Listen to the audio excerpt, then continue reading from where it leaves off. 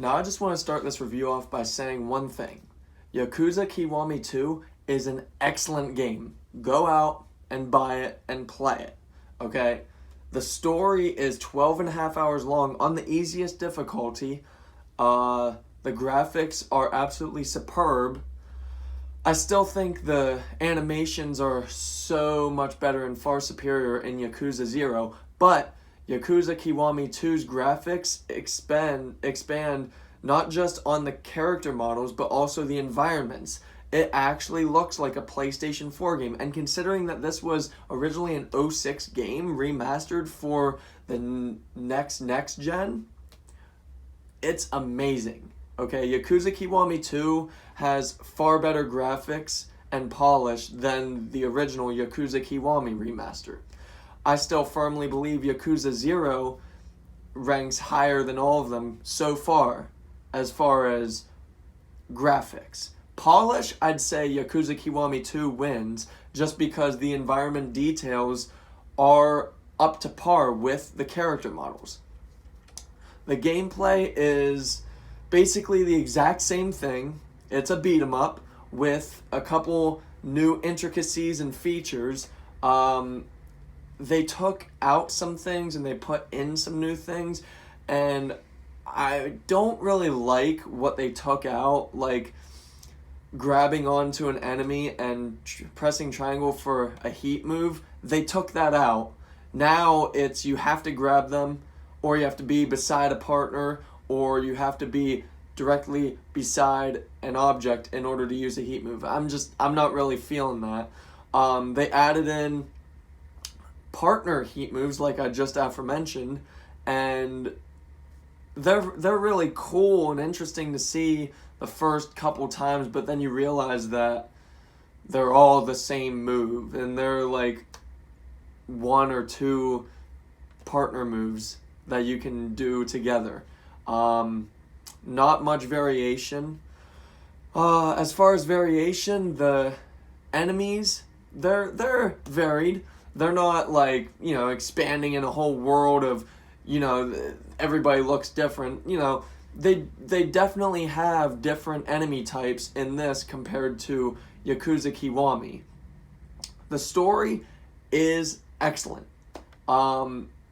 It's still not up to par to Yakuza 0's masterful story, but I would say that it's still a strong story.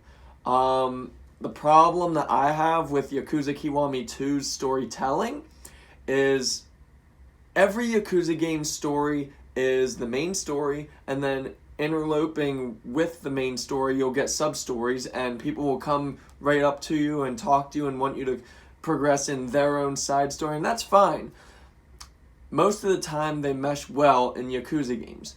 I think they feel very, very forced in Yakuza Kiwami 2. Yakuza Kiwami 2's main story is a lot stronger than the sub-stories. That's just my personal opinion. And not to mention how they mesh the sub-stories in with the main story, it feels so forced. Like, you're designated to run with bullets in your stomach, and that's fine, but then some old granny tells you that you bumped into her, and it's a sub-story of her trying to rattle money out of you, and it's like, dude, this is supposed to be realistic. How I'm on a time limit, and you're like messing with me about paying you off, and then it goes from that, it escalates to like a 5 to 10 minute whole talking show, and then you have to fight a couple gangsters, and it's like, how is this possible? How would this be so realistic? It's not. You just got shot like 3 times, and these 4 gangsters are fighting you, or these chefs, or anything. It just, to me, in Yakuza Kiwami 2, the sub-stories feel so forced. I think in this game, if they had separated the main story and the sub-stories into their own little world-building traits and categories, I think that would have been great. And honestly, as far as the character development, they do very well with the main characters. Don't get me wrong. Kazuma Kiryu, Majima Goro, new players, they even have backstory, even more expanding on Shintaro Kazuma, who, if you played the first Yakuza's games events, you'll know what I mean as to why I'm shocked about that. But anyway, they expanded on Tarada's character. They brought in familiar and new faces, and every single character, they are on par with their subordinate and with their partner and with their enemy and with their ally. But here's the problem. You all know by now that I've been playing through the Yakuza storyline from Yakuza 0 to up to 6 and eventually 7 when it's released locally for the States. I dislike that all of the Yakuza games so far, I'm only on Yakuza Kiwami 2. I'm waiting for the Yakuza Kiwami remaster of 3, 4, and 5 in a couple days, but I dislike how Yakuza 0 has such amazing, immense amount of charisma, personality, and color to everything. The characters are wonderful. They're fully realized. The story is amazing in Yakuza 0. So they put so much focus in that stuff and trying to colorize Yakuza 0 that all the other Yakuza games, they're great and wonderful characters, but it's just like there's not that wondrous spark anymore. Like when Majima Goro is on screen, hands down, he's the character. He is my all-time favorite character in the Yakuza series. He's basically the essence of Yakuza 0's character. Majima Goro, anytime he's on screen, he's just so absorbent, and he will definitely absorb you into his story.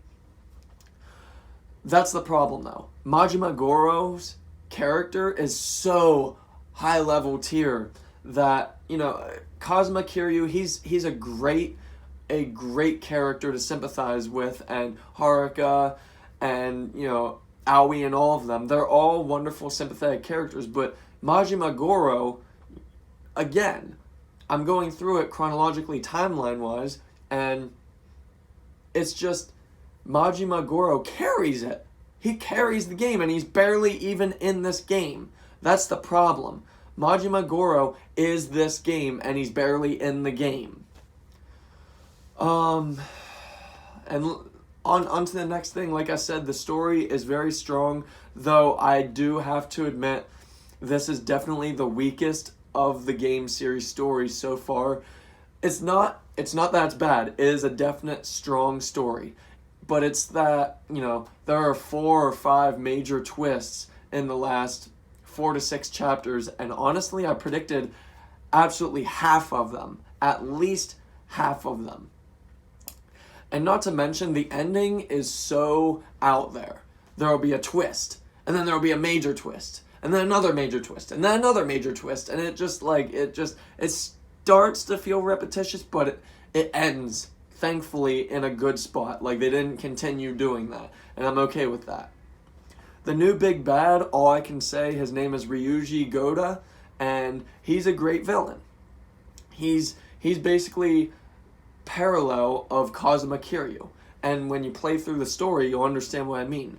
And their tale is excellent.